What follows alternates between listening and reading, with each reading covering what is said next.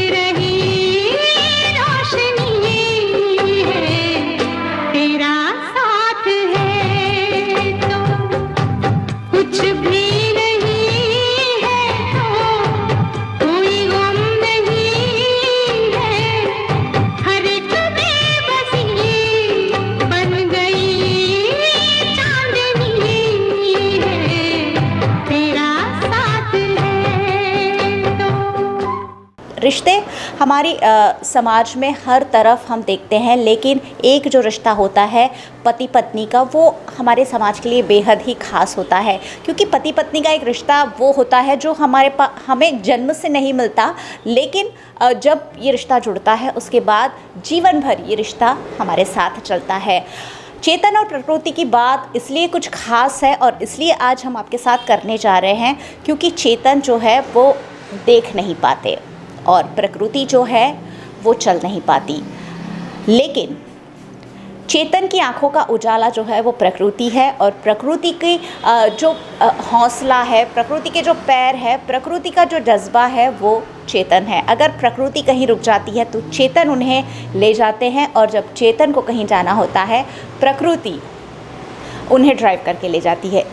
इस तरीके का एक पैर, इस तरीके का एक जोड़ा जो शायद भगवान ने बहुत ज़्यादा फुर्सत से बनाया होगा और इसी जोड़े से मैं आज आपको मिलाने जा रही हूँ।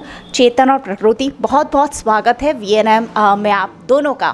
Thank you so much. जहाँ रिश्ते, मैं बहुत सारी बातें आज आप लोगों के साथ करने वाली हूँ, लेकिन जहाँ रिश्तों के जो मायने हैं वो समाज के लिए कम हो रहे हैं, रिश्तों का मोल जो है वो कहीं ना कहीं घटता जा रहा है क्योंकि सब इतनी फास्ट लाइफ हो गई है, लोगों के पास रिश्ते निभाने का भी वक्त नहीं है। ऐसे में आप दोनों का जो रिश्ता है, चेतन सबसे पहले मैं आपसे पूछूं कि कितना खास है आप दोनों के लिए ये रिश्ता?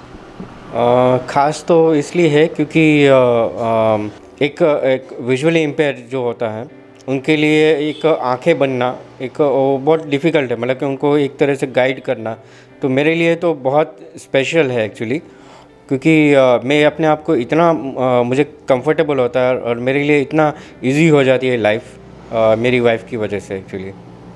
और प्रकृति, आप के क्या मायने हैं इस रिश्ते के?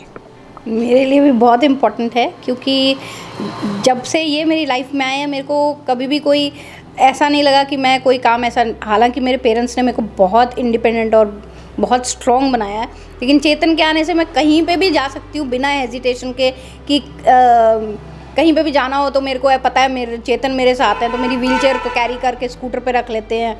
मेरे को किसी पे ऐसा नहीं होता कि मेरे को किसी को आवाज़ देना पड़े कि तुम आओ और मेरा कोई काम करो। किचन में भी कभी कुछ होता है, कुछ ऊंचा पड़ा है, कुछ ऊपर पड़ा है, तो मैं चेतन को बोलती हूँ, वो उतार के देते हैं। कपड़े सुखाने होते हैं तो भी चेतन मेरी हेल्प करते हैं। तो इनके बिना तो मैं अपनी लाइफ एक दिन, एक घंटा नहीं सोच सकती। I can not live without him.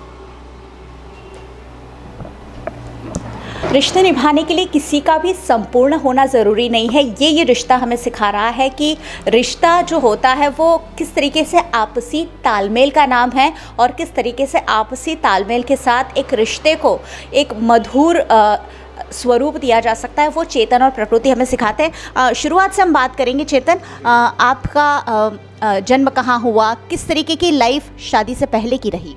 शादी से पहले एक्चुअली मेरा जन्म दुबई में हुआ है, यूनाइटेड अरब एमिरेट्स में, और बचपन से मुझे एक आँख में प्रॉब्लम थी एक्चुअली, और हमारा गोल्ड का बिज़नेस था, सोने चांदी का।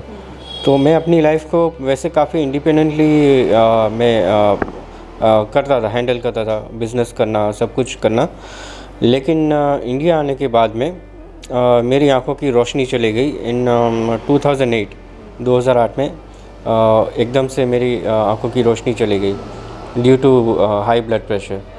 तो मैंने काफ़ी सारे हम लोग ने डॉक्टर्स को बताया, तो उन्होंने कहा कि आपकी जो ऑप्टिक्स नर्व्स है वो सूख गई है, तो इट इज़ नॉट पॉसिबल कि अभी हो सके, ऐसा नहीं होता। तो 2 साल तक तो काफ़ी मैं डिप्रेशन में रहा, क्योंकि मैंने पूरा सारे कलर्स देखे, सब मैं आपसे पूछना चाहती हूँ कि कैसा लगता है जब ज़िंदगी के कलर्स आपने देखे हैं और उसके बाद ज़िंदगी का अंधेरा आपको देखना होता है? स्टार्टिंग में बहुत स्ट्रगलिंग लगता है एक्चुअली। जब आप देखते हो फिर आप पूरा ब्लैंक हो जाता है। लेकिन मैंने उस चीज़ को ओवरकम किया। मैंने बोला कि अभी यही है। कितने साल के रहे होंगे आप तब? मैं करीब 30 साल का। अच्छा। जी। तो फिर मैंने कंप्यूटर सीखा अहमदाबाद से, और कंप्यूटर सीखने के बाद में मुझे बहुत इंटरेस्ट हुआ इसमें, तो मैंने इसी फील्ड को एक्चुअली आगे कंटिन्यू किया, और मैं कई सारे लोगों को सिखाने लगा कंप्यूटर को, विजुअली इम्पेयर को, ताकि वो मेरी तरह बन सके, मतलब कि बन नहीं सके लेकिन अपने पैर के ऊपर खड़ा हो सके, कि कुछ कर सके। यानी अगर आपके पास जज्बा हो, आपके पास जुनून हो और आपके पास हौसला हो, तो शायद ज़िंदगी जीना कभी भी मुश्किल नहीं होता है। मैं आपको ये भी बता दूं कि चेतन जो हैं वो कंप्यूटर तो सिखाते ही हैं, साथ ही साथ उनका खुद का टूर्स एंड ट्रैवल्स का बिज़नेस भी है। आप सोचेंगे कि किस तरीके से ये बिज़नेस चलता होगा, मैं उन्हीं से जानना चाहूँगी। चेतन, आपका टूर्स एंड ट्रैवल्स का बिज़नेस भी है, विजुअली इम्पेयर्ड आप हैं, तो किस तरीके से आप अपना बिज़नेस रन करते हैं? दरअसल मेरा जो कंप्यूटर है उसमें एक टॉकिंग सॉफ्टवेयर आता है, तो उसको कहते हैं जॉब एक्सेस विद स्पीच। तो जहाँ जहाँ पे भी हमारा कर्सर जाता है, जैसे कि आप लोग माउस यूज़ करते हैं, तो हम लोग कीबोर्ड कमांड्स यूज़ करते हैं एक्चुअली ऑपरेट करने के लिए। इसकी जो कमांड्स की होते हैं, मोर देन 2000 कमांड्स की होते हैं, जैसे Ctrl+C, Ctrl+V, ऐसा। तो काफ़ी सारी कमांड की जो मुझे बाय हार्ट याद है एक्चुअली। तो मैंने कुछ कंपनीज़ के साथ में टाई अप किया है, तो वो लोग मुझे ऑनलाइन मेरे ईमेल्स में वो मुझे भेज देते हैं पैकेजेस, या तो मेरे व्हाट्सएप में पैकेजेस भेज देते हैं। तो मेरा मोबाइल भी टॉकिंग सॉफ्टवेयर से उसमें है, तो मैं उसके साथ में वो जो टूर मतलब कि जो पैकेज होता है उसमें अपना कमीशन ऐड करके फिर फेसबुक में या व्हाट्सएप के ग्रुप में प्रमोट करके फिर किसी की क्वेरी आती है तो आगे फिर मैं उसमें वर्कआउट करता हूँ एक्चुअली। अपना बिज़नेस खुद ही कैसे चलाना, वो सही मायने में चेतन से सीखने जैसा है। और अब बात मैं प्रकृति से करने वाली हूँ। प्रकृति, अपने बारे में बताइए, जन्म कहाँ हुआ और कब आपको पता चला कि आप जो नॉर्मल लोग हैं उनसे थोड़ी सी अलग हैं? मेरा जन्म यहीं बड़ौदा में हुआ है। मेरे पापा आर्मी में थे, तो मेरे नाना जी वगैरह यहीं सेटल थे। और उसके बाद मेरे को जब मैं बिल्कुल नॉर्मल पैदा हुई थी, 2.5 साल की जब मैं थी, तो उससे पहले एक्चुअली मेरे पापा आर्मी में थे, तो हमारी पोस्टिंग अंडमान निकोबार आइलैंड्स में हुई थी। तो वहाँ पे जो पोलियो की वैक्सीन्स होती हैं वो पहुँचते शिप में शायद वो एक्सपायर्ड हो गई और समथिंग लाइक दैट। तो मुझे एक एक्सपायर्ड डोज मिली थी, उसकी वजह से मेरे पूरा दोनों लेग्स, राइट आर्म और बैक, वो पूरी अफेक्टेड हो गई थी पोलियो के। मैं तो उठ के बैठ भी नहीं सकती थी। मम्मा, मैं 2.5 साल की थी तो मेरे को इतना तो याद नहीं है, लेकिन जो मम्मा पापा बताते थे।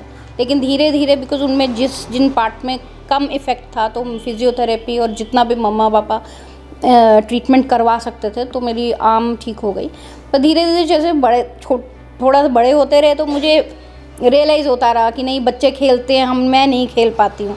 तो मैं बैठी रहती थी एक कॉर्नर पे, कुर्सी पे पापा बिठा देते थे, मम्मा बिठा देते थे, तो बाकी सब खेलते थे, मेरे ब्रदर, मेरे सिस्टर। पहले छोटे होते मेरे को बहुत फील होता था, मैं रोती भी थी, तो भगवान जी को गालियाँ देती थी कि मेरे साथ ही ऐसा क्यों। बट धीरे धीरे जब बड़े होते गए, एज बढ़ती गई, तो रियलाइज़ हुआ कि चलो अब ये चीज़ है जो आपके साथ टिल डेथ रहने वाली है मेरे साथ। तो उस चीज़ को मैं अपनी कमज़ोरी, इस जो कमी है इसको अपनी कमज़ोरी बनाने की बजाय आई वांटेड कि मैंने स्टार्ट किया उसके लिए भी मेरे पेरेंट्स का सपोर्ट बहुत इम्पोर्टेंट था। मेरे पापा, मेरे मम्मा की स्ट्रॉन्ग बनाया उन्होंने, मेरे को बहुत स्ट्रॉन्ग बनाया कि इस चीज़ को मैंने अपनी ताकत बना लिया, मैंने इसको कमज़ोरी नहीं बनाया अपनी।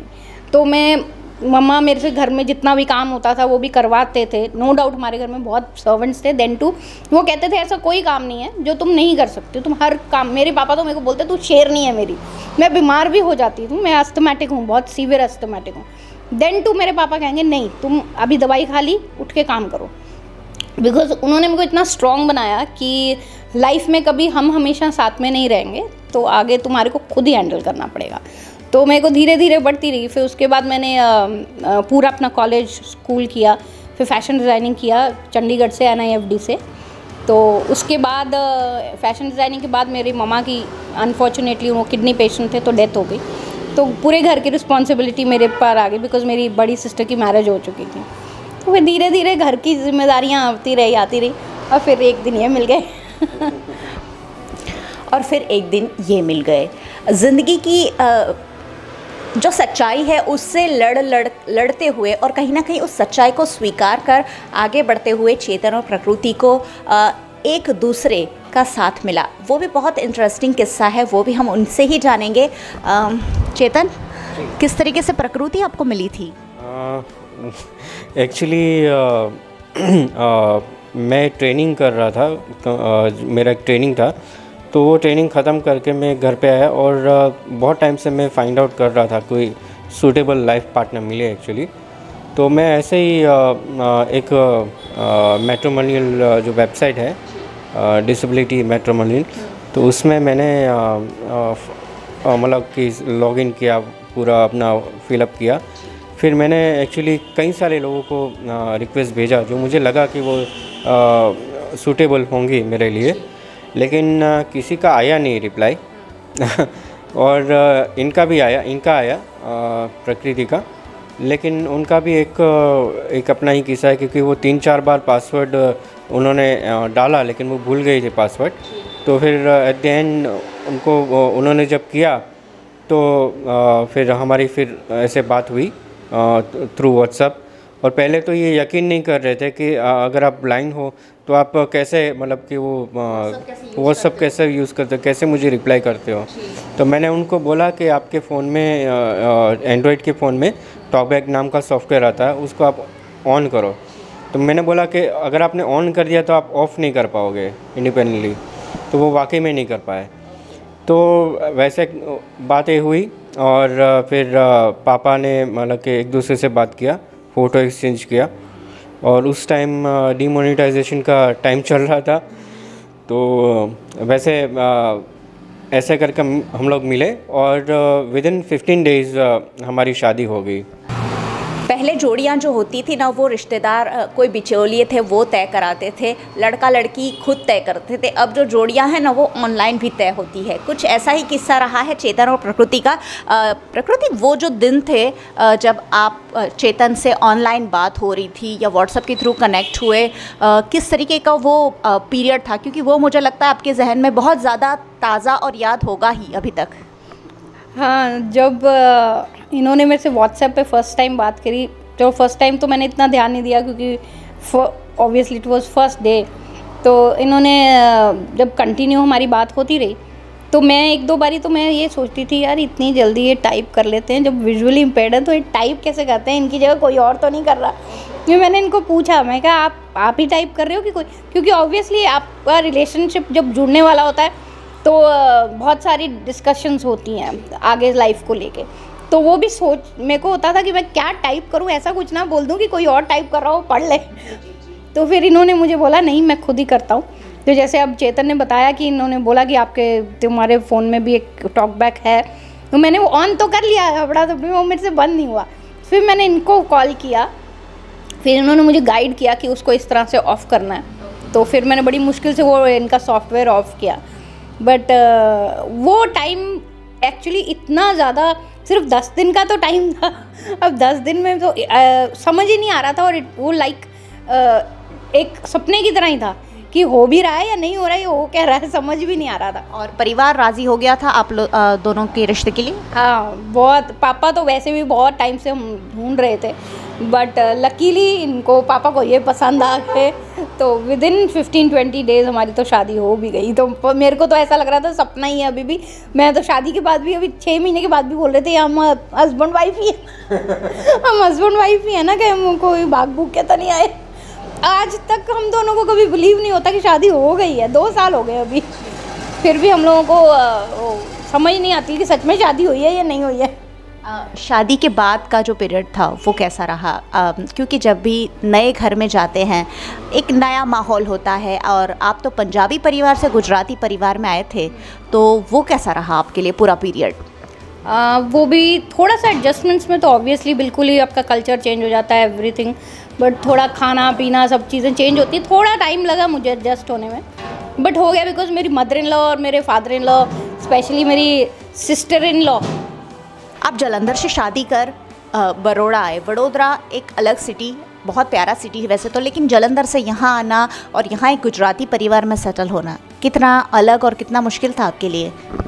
मेरे लिए ऑब्वियसली थोड़ा एडजस्टमेंट करना थोड़ा प्रॉब्लम थी, बट क्योंकि मेरे, जैसे मैंने बताया, मेरे नाना नानी यहीं के थे, तो हम वेकेशंस में आते थे, तो मुझे थोड़ा गुजराती कल्चर के बारे में नॉलेज थी। खाना भी मेरे को गुजराती खाना बहुत अच्छा लगता है, बट देन टू कल्चर एकदम से कभी कभी आना और परमानेंट उसमें आपको रहना, थोड़ा फ़र्क पड़ता है।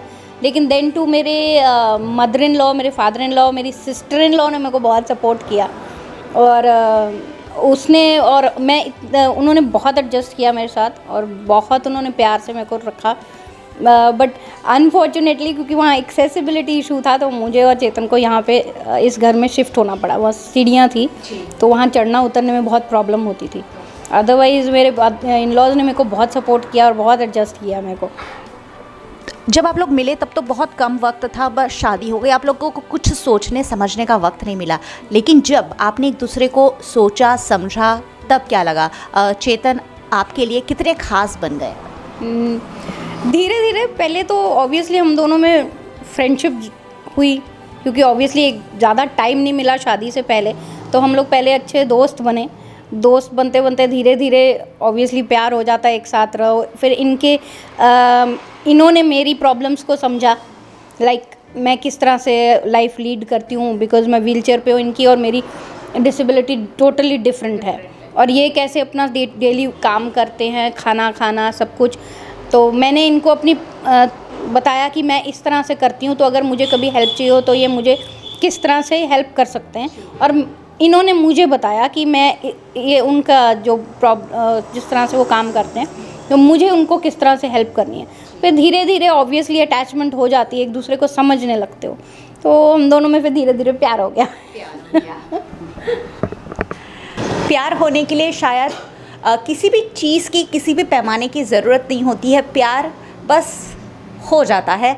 और चेतन और प्रकृति को भी शादी के बाद एक दूसरे से प्यार हो ही गया। भले ही प्रकृति शायद चल नहीं पाती हैं, चेतन शायद देख नहीं पाते हैं, लेकिन ये जो डिसेबिलिटी थी वो दोनों के प्यार के बीच नहीं आई। चेतन, मैं आपसे बात करूंगी, अब 2 साल हो गए हैं, एक दूसरे का साथ कितने सेट हो गए? किस तरीके की डेली रूटीन लाइफ है? सुबह से क्या क्या होता है?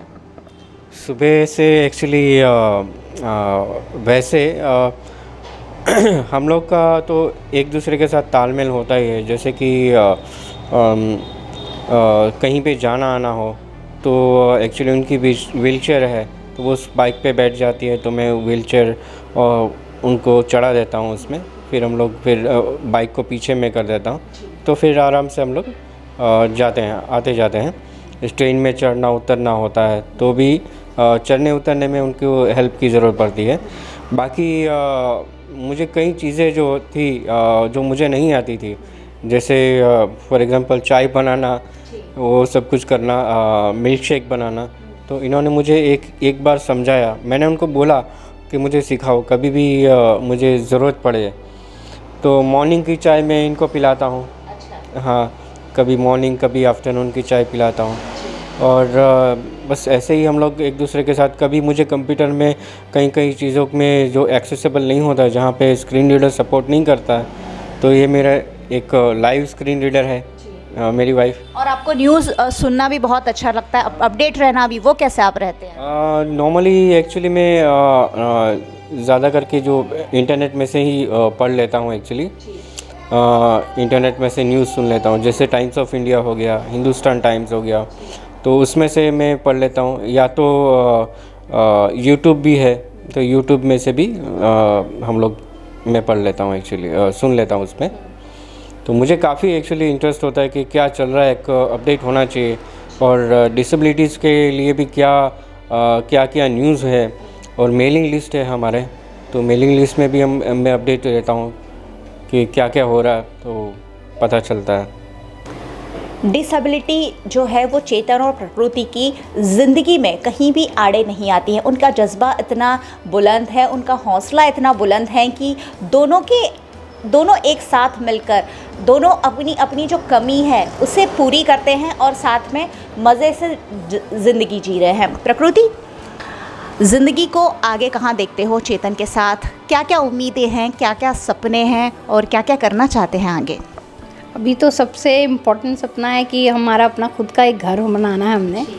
उसके बाद अपना खुद का एक बिज़नेस इस्टेब्लिश करना है, चाहे छोटा सा हो बट खुद का, हम दोनों का बिज़नेस इस्टेब्लिश करना है। और फिर और क्या, खुशी खुशी ज़िंदगी बितानी। और फैमिली प्लानिंग?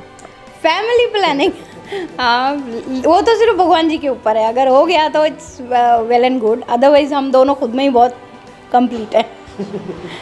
क्या मैसेज देना चाहते हैं आप ऐसे लोगों को जो सही मायने में परिपूर्ण हैं, जिनको कोई फिज़िकल डिफेक्ट नहीं है, उसके बाद भी खुश नहीं रह पाते हैं? मैं सिर्फ इतना कहना चाहती हूँ कि लोगों को अपनी ब्लेसिंग्स और काउंट करना चाहिए, उसको ध्यान देना चाहिए। उनको जो भगवान की तरफ से मिला है उसके ऊपर ध्यान देना चाहिए, उसके लिए थैंकफुल होना चाहिए, ग्रैटिट्यूड पे करना चाहिए। खुद को, अपने आसपास की हर चीज़ को, भगवान को, यूनिवर्स को, जो कि आपको प्रॉब्लम्स है उन पे फोकस मत करो। जो आपके पास प्रॉब्लम नहीं है और जो भगवान ने आपको दिया है उसके लिए थैंकफुल हो, उसको काउंट करो। बाकी प्रॉब्लम्स तो ऑब्वियसली परमानेंट नहीं रहती हैं, कभी ना कभी तो ख़त्म हो ही जाती हैं। तो वो कहते हैं ना, भगवान के घर में देर है, अंधेर नहीं है। कभी ना कभी आपको, आप जो भी एफर्ट कर रहे हो, हार्ड वर्क कर रहे हो, उसका रिज़ल्ट तो मिलता ही है। टाइम ज़्यादा लगता है बट ज़रूर होता है। कितनी उम्दा बात है कि तकलीफ़ें जो हैं वो कभी ना कभी तो ख़त्म हो ही जाने वाली है। अक्सर हम उस तकलीफ़ों से डर कर, हार कर सोच लेते हैं कि पता नहीं अब क्या होगा, लेकिन ये जो कपल है वो सही मायने में पूरे समाज के लिए एक इंस्पिरेशनल, एक मोटिवेशनल कपल है कि किस तरीके से ज़िंदगी की जो छोटी छोटी लड़ाइयाँ हैं उसे लड़ सकते हैं। चेतन, मैं आपसे पूछूंगी कि जो लोग डिसेबल है, अपने आप को दूसरों से अलग समझते हैं, दूसरों से कम समझते हैं, उन्हें आप क्या कहना चाहेंगे? दूसरों से कम एक्चुअली जो लोग समझते हैं, सबसे पहले तो मैंने जो फेस किया है, क्योंकि बाय बर्थ ब्लाइंडनेस होना और लेट ये प्रॉब्लम्स आनी, चाहे कोई भी प्रॉब्लम हो, चाहे पोलियो हो, चाहे कोई भी तरह की डिसेबिलिटी हो, लेकिन उसको एक्सेप्ट करना वो मेन चीज़ है। अगर आप एक्सेप्ट कर पाते हो, एक्सेप्ट करते हो, तो आप, क्योंकि जो है वो तो है ही, वो तो उसमें कोई चेंजेस नहीं आने वाला है। उसको एक्सेप्ट करके अगर आप आगे बढ़ेंगे, बिकॉज़ मेरा ऐसा मानना है कि लाइफ इज़ सो ब्यूटीफुल। अभी अगर कोई मुझे कहे कि मैं आपको आंखें दे देता हूँ, तो मैं ये कहूँगा कि I don't want I, because I have realise, मैंने सब कुछ रियलाइज़ कर लिया, इसलिए मुझे आंखों की ज़रूरत नहीं है, क्योंकि मेरे पास बहुत सारी आंखें हैं और मेरे लिए लाइफ बहुत ब्यूटीफुल है। रियल आंखों की चेतन को ज़रूरत नहीं है, क्योंकि उन्होंने चीज़ों को दिल से रियलाइज़ किया है। चेतन, मैंने सुना है आप गाना भी बहुत अच्छा गाते हैं, तो जब हम बैठे हैं आपके प्यार के बारे में बातें कर रहे हैं, तो अगर मैं कहूँ कि प्रकृति के लिए कुछ डेडिकेट करके आप सुना दीजिए, तो हमें क्या सुनाएंगे? अच्छा। हमने ज़माने से चुपके बहाने से पलकों के चिलमन में घर भर लिया। हमने ज़माने से चुपके बहाने से पलकों के चिलमन में घर भर लिया, तेरा सहारा मिल गया है ज़िंदगी। ला ला ला ला ला ला ला ला ला ला ला ला, तेरा सहारा मिल गया है ज़िंदगी। ऐ ज़िंदगी गले लगा ले, हमने भी तेरे हर एक गम को गले से लगाया है ना ऐ ज़िंदगी। Thank you. क्या बात है। ऐ ज़िंदगी गले लगा ले, शायद हम सबको भी ज़िंदगी से यही कहना है कि ज़िंदगी के हर गम तो हमने अपना ही लिए हैं, तो ज़िंदगी तू भी हमें अपना ले। और प्रकृति से भी मैं ज़रूर गाना कुछ ना कुछ गुनगुना दीजिए, मेरे लिए नहीं चेतन के लिए। क्या फ़ील करती हैं आप, अगर उनके लिए कुछ गाना चाहें तो क्या गाएंगे? हमें तुमसे प्यार कितना ये हम नहीं जानते, मगर जी नहीं सकते तुम्हारे बिना।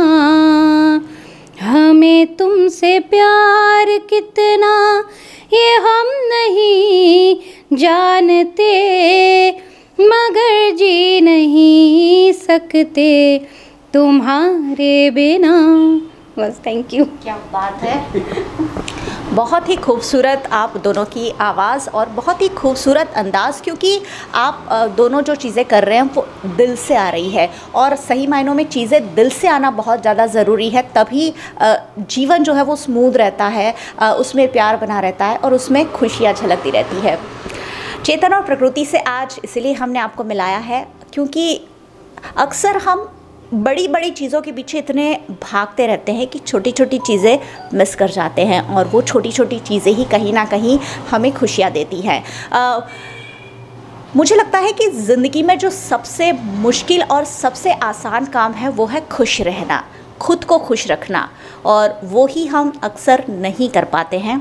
अगर हम खुद को खुश रखें तो शायद आसपास के लोग हमारे साथ खुश रह सकते हैं और पूरी दुनिया जो है वो खुशियों से भर सकती है। चेतन और प्रकृति का जो प्यार है, उनकी जो अंडरस्टैंडिंग है, वो यही कहती है कि खुशी खुशी जो है उसे स्वीकार करें और उसी के साथ हंसी खुशी जीना सीख जाए। VNM के साथ जुड़ने के लिए आप सभी का बहुत बहुत धन्यवाद। देखते रहिए VNM। नमस्कार।